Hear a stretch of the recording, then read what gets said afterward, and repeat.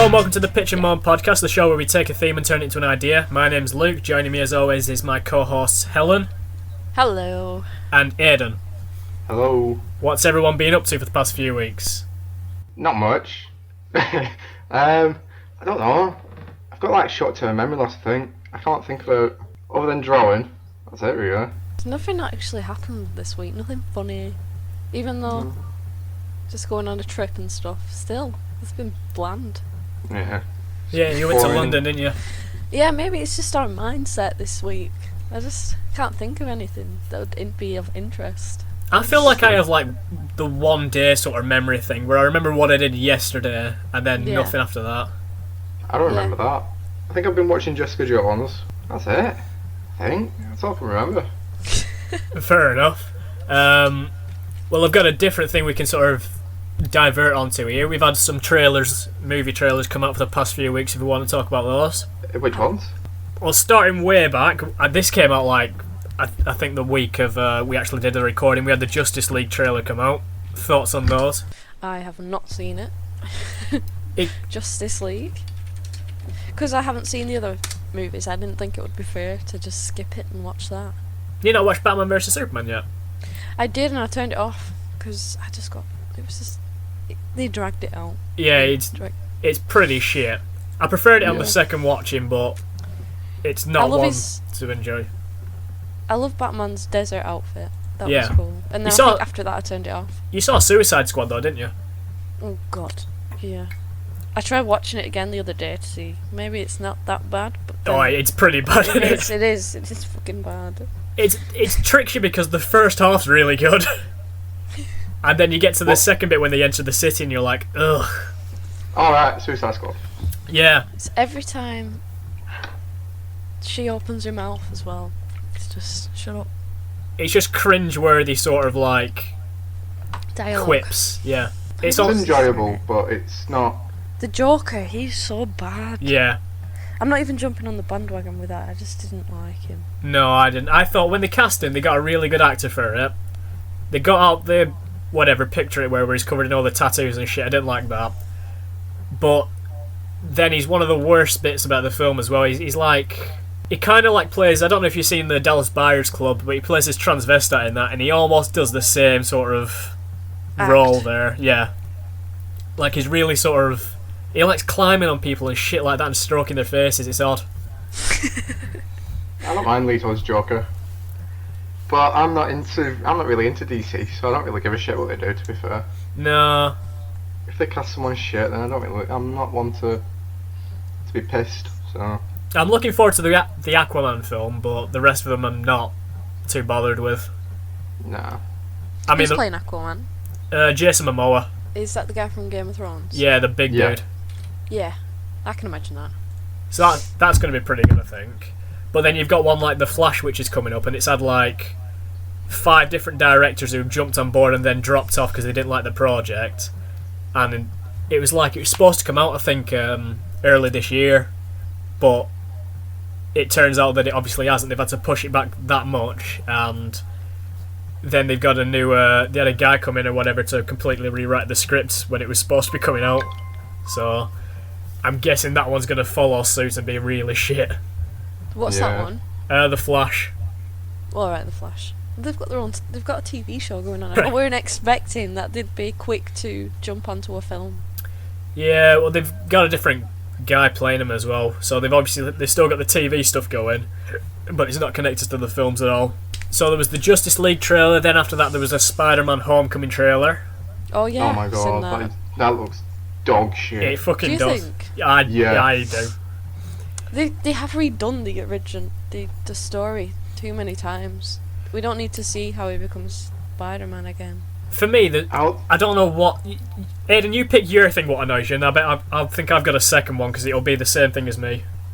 The main thing that annoys me is how his suit does all this stupid shit. All like the gadgets. That fucking jet spider that comes out of his chest, and yeah, there's just no need for it. I don't think. I was going to say it's like I was saying to you, Aidan, before.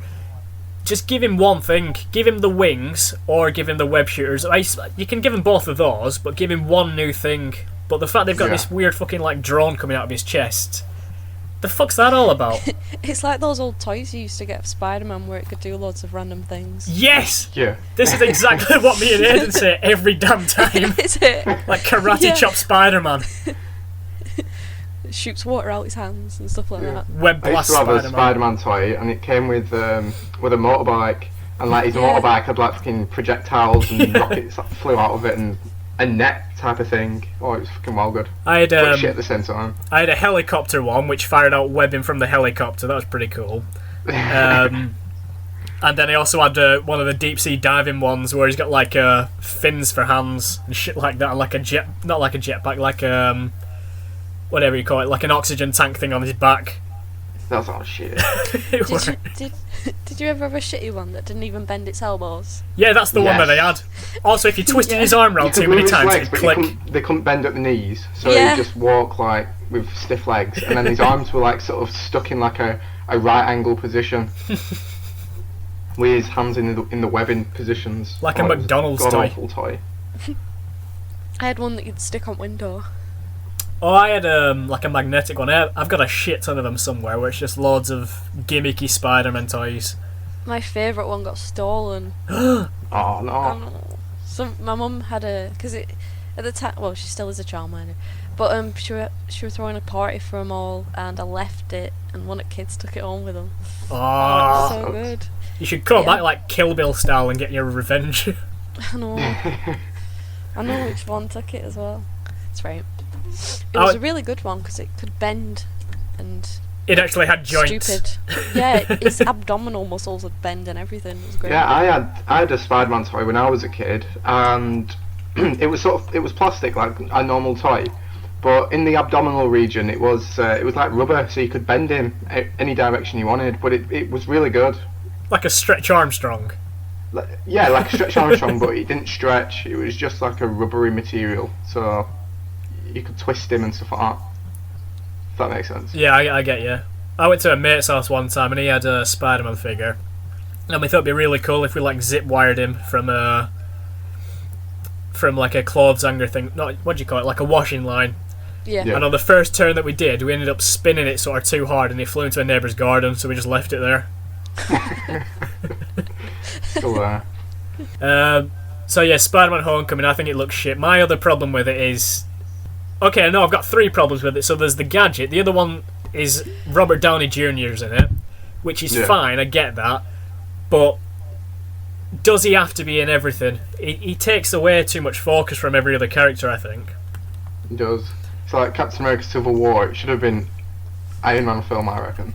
Yeah, Focus wasn't on Captain America at all. no, so that's the other thing I don't like about it. And lastly, is it sort of tells you everything that's going to happen in the film, like almost start to finish. It gives the entire sort of plot away, Yeah. almost in like the same order as well. Yeah, I think did I say that before? I think we both mentioned it. Didn't Yeah, I think we before? both mentioned it. How in the trailer he gets his suit. Obviously, it's a follow-on from Civil War because Robert Downey Jr. still got the black eye from Civil War. Yeah, So obviously he gets his new suit. He's trying it out. He thinks it's great, and then he gets it taken away from him because he's misusing it. And then he's got to prove that he doesn't need the suit. Oh, and that's it. That's the film. How does he prove that he doesn't need the suit? well, I was going to say Oh. the thing with that is as well is Tony Stark's the one to be like, I can't remember what the line is, but he says something like, if you're nothing without the suit, then you don't deserve it. That's his entire fucking thing. Without the suit, Iron Man's nothing. Yeah, that's what I was thinking. He's That's the whole point of it. he's the most useless character outside of a suit. Yeah, he's got nothing. No, Spider-Man doesn't even need a suit. exactly. With all these enhancements, I mean, all of his powers come from him. He doesn't need a suit that has a fucking jet in his chest and all that crap. I think I'm just hoping that by the end of the film, he'll get the suit back, but it won't do as much shit as he's got. Like it's just a suit to wear.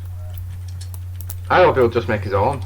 Yeah, I hope Tony Stark doesn't give him the suit at all, and he's just like, fine, I'll set my own suit then. So he'll upgrade the one that he's got, or like his homemade suit. Are That's they what I'm showing looking the origin of him again? I No. don't think so. No. Oh right, I thought.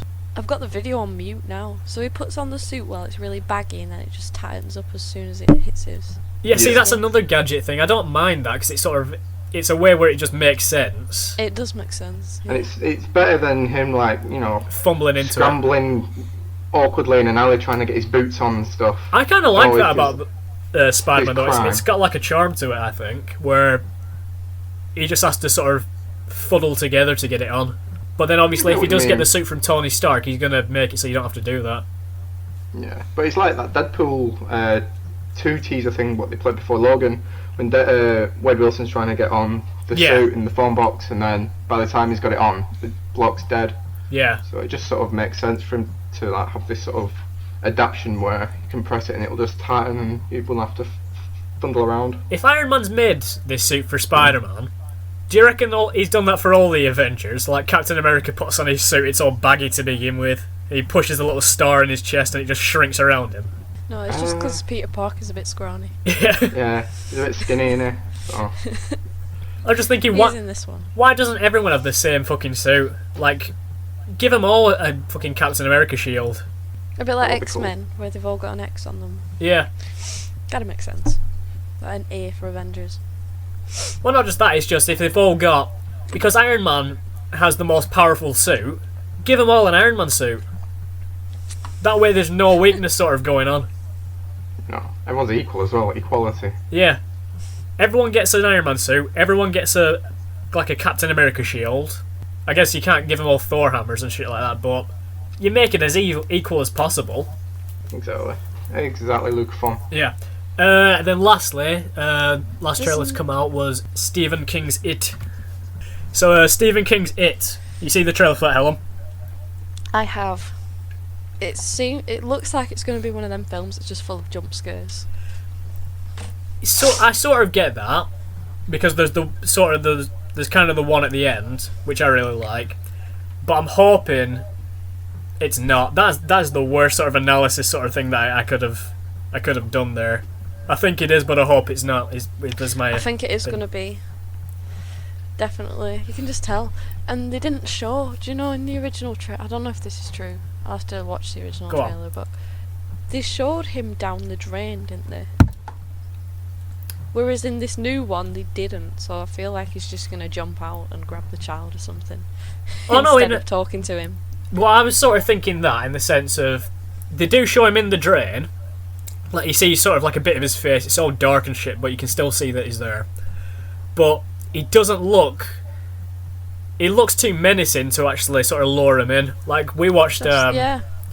we watched the old one the other day, and you see sort of like Tim Curry when he's doing it. He flips between this sort of like friendly clown that lures him in, and then he gets you. Can't see the new one doing that. No, this new guy sort of looks just evil the entire time. So why the fuck would you go near there if you're a little kid? You see this clown. I'm gonna have a look who plays the new one. I think I Might have be an some idea. sort of brainwash. He might like sort of, take control of the child's mind. Yeah, maybe, he's- and lures them that way. He's got like a telepathy and shit like that in the book. I don't know what his powers are, but he can do all sorts of shit, can't he? Because he just Yeah. Is he an implants them alien? everywhere. Yeah, it's like a meteor crashes or something like that, like centuries ago, and then every 30 years it has to feed on someone. Yeah, it's basically like Jeep's Creepers, isn't it? Jeep's Yeah, Creepers sort of. is like a demon though, not an alien. Yeah, it's like every 30 years it has to take a form, like a physical form, and then feed on something. They've made him too. I know this sounds stupid, but scary. Yeah, Where the original, he was scary, but you could imagine a proper clown still looking like that. But with this one, you just can't. yeah. With when Tim Curry was doing it, even when he's sort of like nice and stuff, it's an unnerving kind of scary, as opposed to this guy looks like he's gonna fucking kill you straight away. Yeah. Let's have a look at the original one. Yeah, he looks so much better. The thing is, as well, when we were watching it, the old one the other day, it's not as scary as you think it would be for a horror film. Like, if you take the clown out entirely, it's more like a Goosebumps sort of episode. It's really weird. Like, there's like a little family bonding kind of moment in it where all the kids are building a dam, and there's like some soul music playing in the background.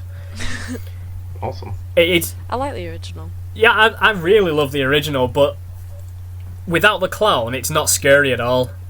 and it's just the clown that makes it scary. So I'm kind of hoping this one doesn't stray too far away from what the original were, but at the same time, it's actually more of a horror film. I think it will be more of a horror film. I think that because obviously nobody wants to watch the same film twice. Yeah. And I know they are rebooting the film. Yeah. But we've all watched the first one. So if it's identical to the first one, then there won't be any point. So I think they will change it, and maybe they want to make it a bit more scary, a bit more menacing, maybe. They did say that they want more jump scares in it. Yeah. It's just, it's gonna be full of them. Just sent a still from the film. I'm not sure if is that in the original old house. The house, yeah, but it doesn't look like that in the original. Oh yeah, it's stuck in a mountain, isn't it? I think, is it not just like a white? It's not as scary looking as that in the original. No, it's just like a rundown house, the original one. Yeah, that one's fucking haunted. Yeah. Yeah. I think that one, from what I was looking into it, there's a bit in the book where they all go into like a haunted house or something like that. So I'm guessing that's what that is. But that weren't in the original TV series thing one. Okay. First time I actually watched the new one, the It trailer. The trailer was actually someone had replaced the clown with the Cat in the Hat. I've just watched that. And at first I thought it's just a piss take. Yeah. But then I found out that they actually were bringing out the new film, and to actually the trailer, someone just edited it. But I saw the edited one before I saw the original. Alright, I've just watched the not the original one, the edited one before we started recording. Yeah. It's fucking funny. It is, it's well good. When he runs at him towards the end. It's really well done as well. Yeah. Alright, so that's trailer talk over. We could get a little jingle done for that at some point. Yeah, right. Nah, I can't be asked. Because that means more editing work on Just me. use that text to speak thing. I love that. Right, I'll find it for you after. Before we get into pitches, I've got some Nick Cage facts here. Well, I've not established. We're doing Nicolas Cage films for this episode. That's what we're pitching, a Nicolas Cage film. So I've got some facts here. Some are interesting, some... I know, they're just weird. Alright, so his original name was Nicholas Coppola, as in Francis Ford Coppola. That's his uncle or something like that. He directed The Godfather and Apocalypse Now. And then I started looking into sort of his family tree here. And it's like a fucking rabbit hole. Everyone's in there. Yeah. So, Nicolas Cage's aunt is Talia Shire. She played Adrian in the Rocky films. One of her sons is Jason Schwartzman, who was in Scott Pilgrim, Rushmore. Aidan, you'll know him as, the guy who owns the porn store in Parks and Rec. Oh, yeah. That guy. So he's Nicolas Cage's cousin. Yeah. One of his ex-wives is Lisa Marie Presley, which is obviously the daughter of Elvis. Yeah. Oh my god. Lisa Marie Presley at some point married Michael Jackson, so Cage is partly related to him. He also married Patricia Arquette, who's been in things, but I don't know what she's been in. There's nothing relevant, really. Her brother is David Arquette, who was in Scream, who married Courtney Cox from Friends and Scream. Patricia Arquette also married Thomas Jane, who was the Punisher, and Spike Jonze is also in there, so he's fucking related to everyone, is Nicolas Cage. Wow. It's like a Game of Thrones style house where they're all like connected. Yeah. So I've got that. Then I've got some that you'll be interested in, Aidan. Obviously, Nicolas Cage, big comic book fan. He changed his name from Coppola to Cage because he was inspired by Luke Cage. Yeah, I knew that one. His son's name, do you know that one? I don't know his son, no. His son is called Kal-El. I don't know if it's Kal-El Cage, but obviously Kal-El Superman's name. Yeah, Superman, yeah. He also originally owned a copy of Action Comics #1, which is the first appearance of Superman. He had to sell it, didn't he? Because he didn't have one, because he needed money. I don't know if he sold it, but it was stolen to begin with, and then it turned up like 11 years later in like a storage locker sort of thing. So, obviously, you've already got the first appearance of Superman as a comic. That's like a really sort of rare, expensive, pricey issue. But if you get this one in particular, it was owned by Nick Cage and stolen, so it's like, that's got to be the most valuable comic. Probably is. And then my favourite one is he has a pet octopus that he studies in preparation for his acting. Studies? Yeah, he watches its movements and then... So he acts like an octopus when he's acting? Yeah, a little bit. You can sort of see it in his performances. Alright, didn't know that one. Yeah. So those are my Nick Cage facts. Have you heard this one? Go on.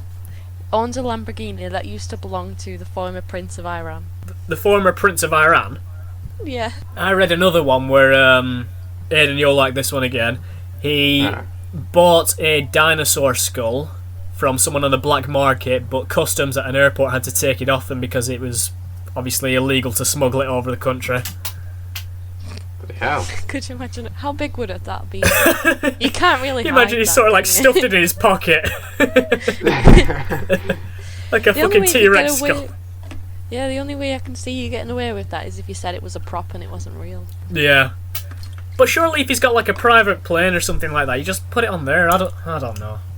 Well, it's like, That's was rich it? enough. It was Johnny Depp, weren't it, who took his Took his dogs, dogs. or something into Australia and he got done because you're not allowed to bring pets or animals over there that haven't been looked at. Yeah. Did you And yeah, he got done because he took him over in his private jet. So Did you ever see the apology video they did for that? yeah, it was so fucking funny. It's like it's like a suicide note kind of thing. Yeah, yeah, it was well good. What, they did an apology? Who? Yeah, him and his wife, that young blonde girl, I don't know her name. The one who he allegedly they beat had up. to apologise to Australia for bringing the yeah. pets over. So they did an apology video and released it. Oh, it was so funny. Was it a piss take? No, they had to do it seriously, otherwise Yeah. I think they were going to hold their dogs or something like that. Let's have a look. Australia had Fucking the dogs at ransom. Yeah. Anyway, do either of you guys have a favourite Nicolas Cage moment or film? That's very hard for me. I've only seen clips that people share. Alright, what clips are I'm a your... bit uncultured. Have you ever watched I think it's called The Knowing. Have you ever watched it? Yeah, that's the one where it's like there's numbers or something written everywhere in there. Yeah, it's like it's going to be the end of the earth or something, end of the world. It's going to be wiped into an apocalypse. Yeah. All life is going to be destroyed, and only set people get rescued by aliens and then taken to another planet. And then yeah, it's basically that. But you don't find that out until the end. So if anyone's who's listening to this and haven't watched the film, I've totally spoiled it for you. Well, if you want, I've got some Nicolas Cage things that you can have a look at. These are my sort of viewing recommendations for when you're on the YouTube and shit like that. Okay. So, the first one is Nicolas Cage somersaults and throws money. I've watched that one. Wait, let me find that. It's on like a talk show, isn't it? Yeah, it's on like Terry Wogan. Yeah, found it. Is it 6 minutes? Yeah, you only need to watch maybe the first 3. Okay. When's this from anyway? 1990. He did not. That was not smooth. Is he being serious or is he just pissing about? No, this is Nicolas Cage's entire sort of deal. So, for those that are just listening, he essentially walks onto the set, does like a somersault, does like a Doesn't land karate it. kick. Yeah, he doesn't land it. And then he struggles to get into his tight pockets and pulls out a load of money and just throws it into the crowd.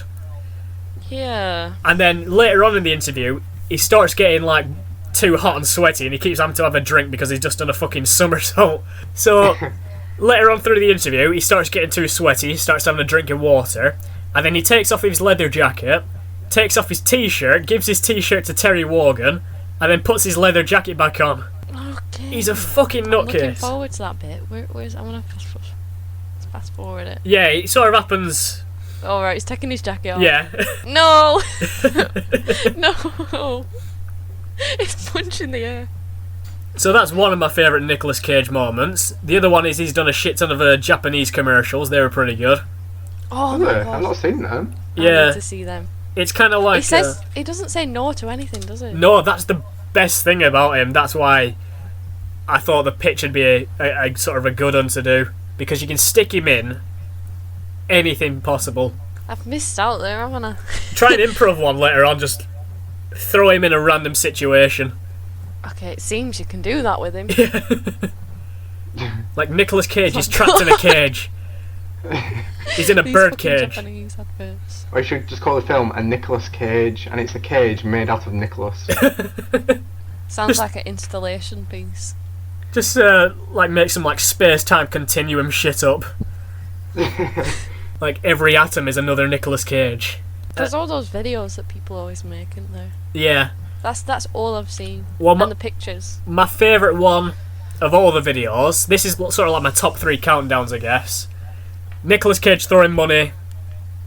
I'd put that at 2. Number 3 would be the Japanese commercials. But my number 1 is... There's a video which is titled Nicolas Cage Losing His Shit.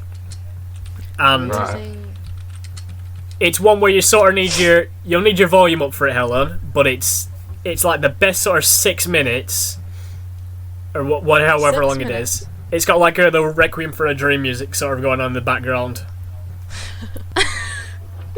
That's probably my favourite sort of Nicolas Cage thing, moment, whatever. What's happening here? He's screaming he's a vampire. I know what film that's from. My dad told me to watch that. Do you want to move on to pictures? Yeah, sorry. I was just watching it a bit. It's worth watching all of it. There's 2 of them. There's another one which is the evolution of Nicolas Cage's hair. Watch both of those and they're fucking brilliant. How did he get into acting, or is it because he's got a family tree that's quite... I don't know. I'm guessing it started off with a family tree sort of thing, because obviously he's got the connections there. But then I had a look. He's got a load of like sort of old footage of like shitty jobs he's done, like commercials and shit like that. Has he ever won any awards? I guess so. I must have done at some point. Film... I'm going to just type in awards. It'll come up. Oh, he has. He's got loads. Academy Award for Best Actor, Golden Globe, MTV Movie Award. Are these ones that he's won or ones that he's been nominated for? Oh, that's true. I think he's won these, so 1996. In fairness, he's been in a shit ton of films, so it's likely he's at least won one. The last award he won was in 2009. What for? Toronto Film Critics Association Award for Best Actor. Does it not specify for what he's in or not? No, it doesn't say. One of the facts that I read... 2009. What was the film he was in 2009 then? We'll find out that way. I don't know, he's probably been in a ton. He's one of those ones who's in like 3 films a year. Oh my god. Right, 2009. Let's go down. It could have been Astro Boy, G-Force, which is the one with the hamsters in it. Knowing. It's probably Knowing. Knowing, yeah. The rest are kids' films. Yeah. Unless he won Best Actor for like playing a hamster in G-Force. It's because he was actually there. They just green screened him and stuck him on in like a hamster costume. No one knew the difference. That sounds well good. A hamster with his face. Yeah.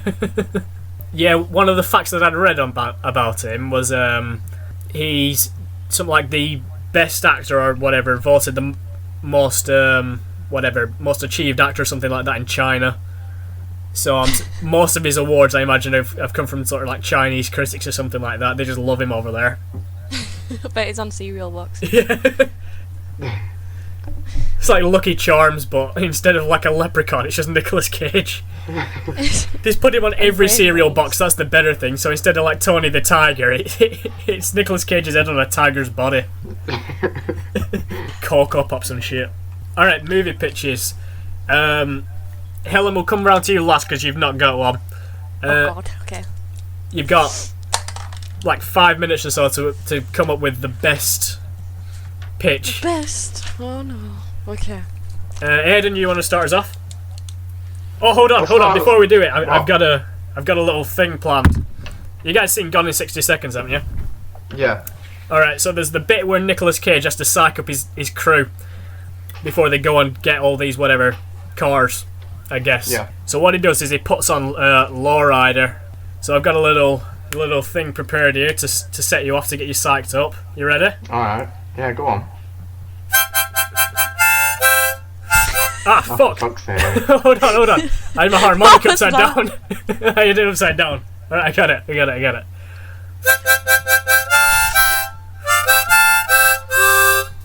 Okay, you can go now. Oh, fuck. That's brilliant. Right. Right, my pitch is it's garbage. I'm not gonna lie. I didn't really know what to do, so I just came up with sort of a film, and I just sort of chucked Nicolas Cage into it as the main character. That's fair But enough. it sort of goes something like this. Right. So Nick Cage is in bed.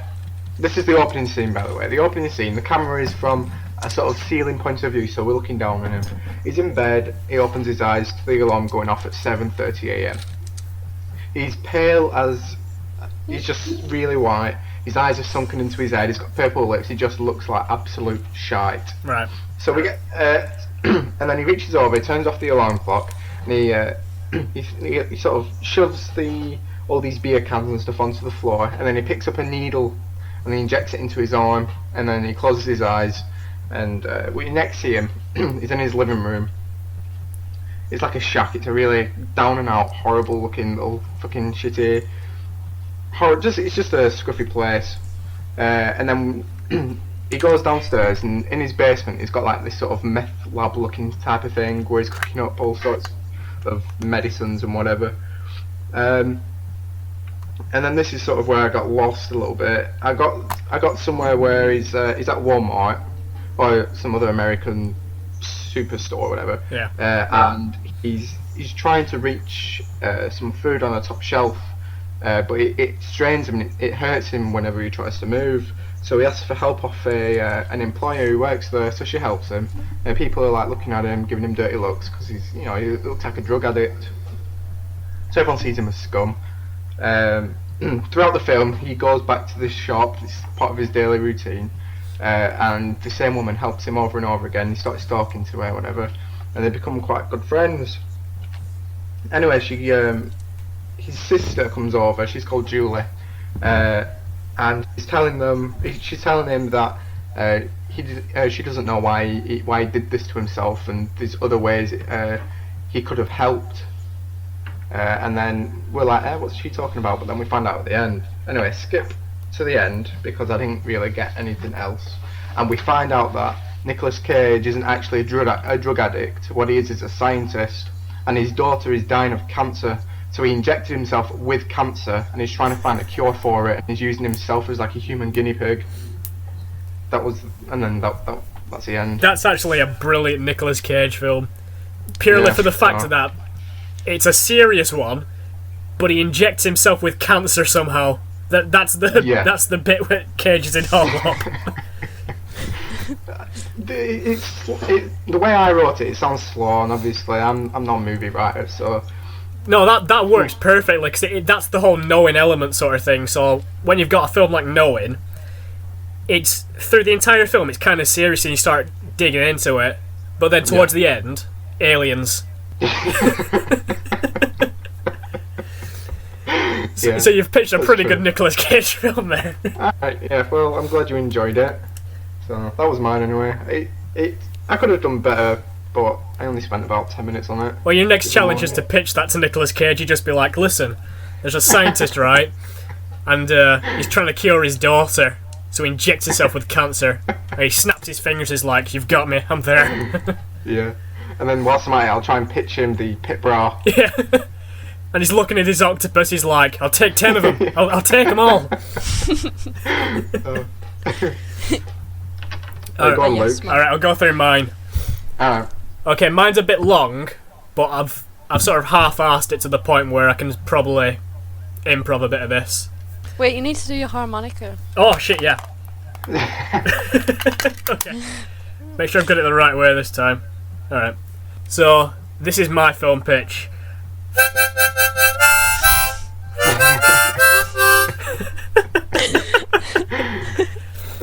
Okay. That's a good touch. It's called Uncaged. And it's directed by Michael Bay. We're going balls to the wall, sort of like Time Cop on this shit. So we open it up. There's a black screen, and the opening credits are appearing. And as the opening credits are coming up, there's like a crack of light, and then you start realising it's dirt that's being removed, and Nicolas Cage is sort of like digging dirt out of this hole, and he's in the middle of like a road, just digging it up with his hands. And he's dressed as his National Treasure character. I've not seen those films, so I don't know what he's called, but it's like a leather jacket sort of thing. That's who he is. This is the National Treasure guy. So he reaches into the hole, and he pulls out this sort of mysterious idol. We can reuse the prop from the horror film that I did, because no one will notice. Completely different film. But they both have idols in it for some reason. I'm all about them. Anyway, a bit later on in the film, not too later, like maybe 5 minutes after he's discovered this idol, he has an argument with his girlfriend, or whoever. Like I said, I've not seen the films. I imagine he's got a romantic interest in them. And what she does is she grabs this idol and she hurls it at Nicolas Cage. Maybe she's like, you're too involved in your National Treasuring. I don't like you anymore. And anyway, as this idol hits Nicolas Cage, they both disappear. And she's like, where's he gone? And he gets like sent through some kind of like weird Doctor Who style time warp. And eventually he sort of falls into this futuristic room, a bit like the future in Bill and Ted. And there's a man, he's like silhouetted and he's sitting on a throne. So National Treasure asks him, where am I? And the guy, who's obviously clearly played by Nicolas Cage as well because of the voice, is like, we've been expecting you for many years. The man then tells National Treasure, that's what I'm just going to call him that throughout the entire thing. The man tells National Treasure the entire universe is at stake because there's one Nicolas Cage from a different universe who's building a bomb that's going to ripple across the entire Cage-verse. Oh, God. Anyway, the villain is revealed to be Nicolas Cage's character from Face Off. So we're just going to call him Face Off from the rest of this. Okay. So the man says to National Treasure, you've got to stop Face Off from detonating his bomb, and you've got to save all of mankind. National Treasure asks him how is he going to do it. So he says, you won't be alone in your quest. You're going to travel to various dimensions across the entire Cage-verse, and you're going to recruit a team of Nicolas Cages to join in your battle. A Cage-verse. The man gives a National Treasure 2 watches to travel between dimensions because you can't carry everyone on the one watch. So he accepts the challenge eventually, and he does his first dimension jump, and the screen goes entirely black. And then you hear the opening riff for Sweet Home Alabama, like Yeah. And on the drop, National Treasure opens his eyes and he's on board Con Air. He sees all these prisoners sort of dancing after they capture the plane, and he manages to find the Con Air Nicolas Cage and explains the plan to him. And they're both bewildered. They're like, he's like feeling his hair. He's like, I wonder if I can grow my hair as long as you have, and that sort of stuff. Anyway, they debate, but he agrees to go eventually. We then get a montage of a bunch of Nicolas Cages being recruited. Some of them decide to go with him, some of them don't, but the ones that do decide are Ghost Rider Nicolas Cage, Kick-Ass Nicolas Cage, and Snake Eyes Nicolas Cage. They're the best ones. Yeah. So eventually the team travel, when he's got the team assembled, they travel to the world of Face Off, and they start trying to track down Face Off Nicolas Cage. But the thing is, they can all sense each other, and Face Off finds them first. And he starts following him, and he sees Snake Eyes, and he sort of sneakily takes him down, takes his clothes, scruffs his hair up a bit, and then John Travolta does a little cameo where he runs on and he arrests Snake Eyes, thinking that it's Face Off. So then Face Off, in disguise as Snake Eyes, joins the rest of the team. He learns the team's plan. He steals one of the transporters from National Treasure, and he teleports him to the future along with his bomb. There he's going to blow up everything, all the future. Now, Wow. the lucky thing is, because I fit this in very ham-fistedly into the entire story, is there were 2 watches. That seems to be my twist for every sort of pitch that I've done so Yeah. far. There's There were secretly 2. Second one. There were 2. So that's my big grand reveal. There were 2. So I love how you got loads of his characters Yeah. in one film. So the remaining 4 Nicolas Cages, because Snake Eyes has been sent to jail. I'm going to try and remember which ones were now as well, because it's Which all was the the original? Snake Eyes. He's in jail because he got arrested because they thought it was Face Off. Face Off, the villain, has now gone into the future. So the ones that are left is National Treasure, Con Air, Ghost Rider, and Kick-Ass. So they use this spare watch to take themselves to the future, but Face Off's already there and he's already set up his bomb. And he starts using, like, his words, I guess. He starts sort of antagonising the rest of the team, which causes Ghost Rider to set Nicolas Cage to set Kick-Ass Nicolas Cage on fire. Connor then fights with Ghost Rider because of, like, he committed a crime in the past and Ghost Rider doesn't like criminals. So they're all fighting whilst National Treasure tries to take on Face Off alone. Face Off threatens to blow them all up though if he gets any closer. So there's a bit of a standoff going on. Right. Then the mysterious Nicolas Cage from the shadows comes down from his throne, reveals himself to be Nicolas Cage, even though we knew it because of his voice. Right. And he says he comes down with a plan of his own, and suddenly the room is filled with every single Nicolas Cage. All of them are there. If there's one that you like, I don't know, Raising Arizona, he's there. He's ready. We've got the guy from your pitch, Aiden. He's there. All the Nicolas Cages are there. And they're willing to join in the fight. Even Snake Eyes is there. They broke him out of jail. Okay. So there's a huge battle that transpires as Cage fights Cage. Every Nicolas Cage lands a punch on Face Off until his face actually pops off. It falls on the floor. The team then disarm the bomb. Meanwhile, you've got World Trade Center Nicolas Cage putting out fires in the background. And then the universe is finally saved, and all the Nicolas Cages return home, except for National Treasure. He asks the mysterious one what happens in the future, but the mysterious one can't tell him, so National Treasure is transported back home. And then we zoom out of the future Citadel to reveal it's an apocalyptic landscape where there's a Statue of Liberty. And on the Statue of Liberty is the face of Nicolas Cage. The end. Wow. I bet it'd say yes to both of your films. Yeah. I bet it would. All you've got to do is just That keep... sounds well good. You've got to spend a massive production value, but only pay the one actor with a cameo from John Travolta if he's up for it. Exactly. Your cast will be really small. A lot of green screen. Yeah. But what we'd do as well is we'd list every character and then put as Nicolas Cage, instead of just putting, starring Nicolas Cage as the one credit. Credit him for absolutely everything. So that's my pitch. Oh, Nice. no. Pressure's on Helen. It really is. I've only written 2 sentences. So Nicolas Cage is gonna be a baby. Okay. Good Right. start. So it is he's a baby, but his face, how it is now, is on the baby. Right. But he's a baby with a thirst for human flesh. Okay. He only eats the faces because he wants to clone his own face and replace everybody with his face. That's it. That's all I have. That's a pretty decent Nicolas Cage pitch. So I didn't mean to copy yours because I just finished it before you pitched yours. Yeah. He's just gonna replace everybody in the world with his face. I just thought him being a baby would be cute. The added weird factor.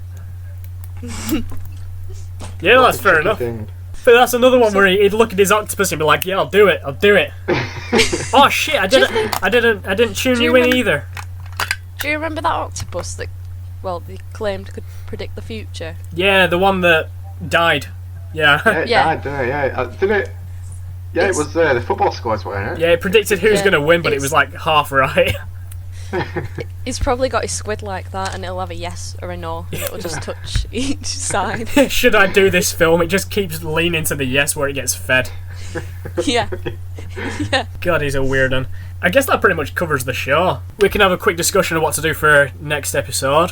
I was thinking we could do a TV-based one, either TV or video game, because we've done 2 films now. We've done an event. Oh no, we've done 3 films. We've done an invention, so we've not done TV, books, games, any of those. Yeah, if we did just like TV show though, it would be hard to do other things Yeah, in later ones. we need a If you theme just say- sort of TV show. Yeah. How about a sitcom? Yeah. We'll do a sitcom for the next episode, which will be in 2 weeks' time. Just any sitcom. Yeah, you've just got to pitch yourself a sitcom. Ah, okay. You can do it whatever style. You can do it like mockumentary or can't think what the other ones are called. It's like the single camera ones, like Friends and shit like that. Right. Whichever you want. Okay. Just play with it. I'll do. So Write this down so I'll forget. So that'll be the episode for 2 weeks' time. If you want to reach the show, if you've got any suggestions what to do, you can send an email into pitchandmoanpod@gmail.com. Fucking remembered it first time. Yeah. We are on Facebook at Pitch and Moan Pod. Oh no, we're on Facebook at Pitch and Moan. You can find us on Podomatic under Pitch and Moan. We're now live, motherfuckers. We've got listeners and shit. We've got our own our own RSS feed thing, so you can subscribe to us on iTunes. We're all over the bloody show. We've got quite a lot of listeners on that first. Well, views on. Was it the first episode on YouTube? It's on all of them. There's quite a few. It is on 1,000. Is it on 1,000? Yep. Fucking hell. Wow, we're expecting that. Yeah, I don't know if that's happened. So if you are a listener, thanks for listening. Give us a comment or something. Give us a suggestion of what we can do, because we're bad at coming up with them. Yeah. We're pretty bad at pitching them as well, but... Or come up with an outro sort of thing for us, because now we've got this bit to look forward to, which always takes fucking 10 minutes to get through. Text to speak always wins. Just get it done for you. That's it for the show. Now for your enjoyment, a weird polka cover of It's My Life by Bon Jovi. Enjoy. Hold on. Let me sort of tune us in for that as well. Alright.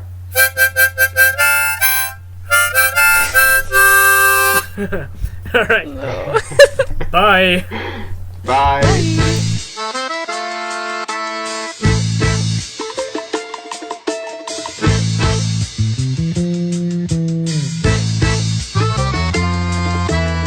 Sing the song for a broken hearted.